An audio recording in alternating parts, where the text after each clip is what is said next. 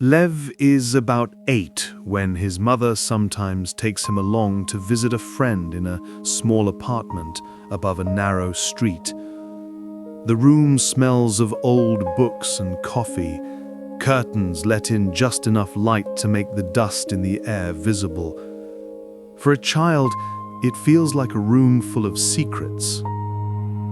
While the adults talk, Lev's eyes wander across stacks of magazines, an ashtray, a wooden cabinet, until they stop at the one thing that doesn't move and yet feels completely alive: a face on the wall.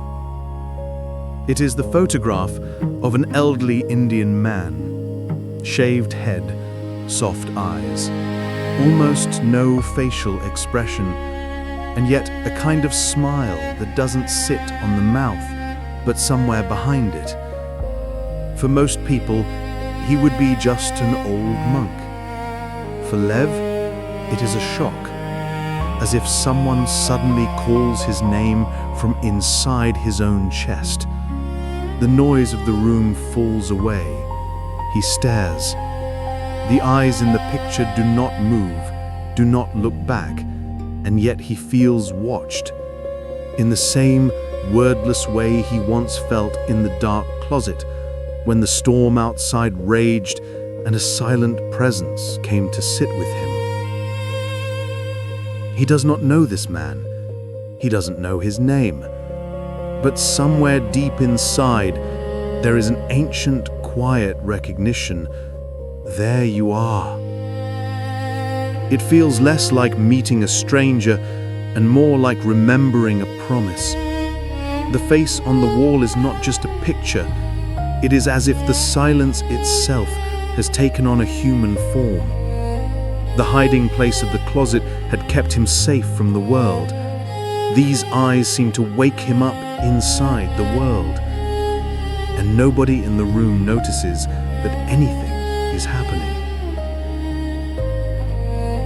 One day, as they are leaving, his mother's friend says almost casually, "That man, he was a sage." For Lev, it is not new information. It is someone putting a small label on something his heart already knew. From that moment on, a thin, invisible thread seems to stretch between his confused little life and a reality behind the surface of things. He does not understand words like non-duality, awakening, or self-realization. He just knows, somewhere, beyond all the fighting, institutions and strange rooms, there exists a human being for whom this silence is normal. A human being the world could not break. Years later, on a cold train platform, when Lev is about to be sent away to a boarding school that will almost crush his heart, someone will remind him of that same man on the wall and whisper that there is something inside him that can never be broken. But that is still in the future. For now, he is just a boy in an oversized coat who, every time he closes his eyes, finds himself back in that dim apartment, held by a gaze that asks nothing, demands nothing, and quietly begins to wake him up from the inside.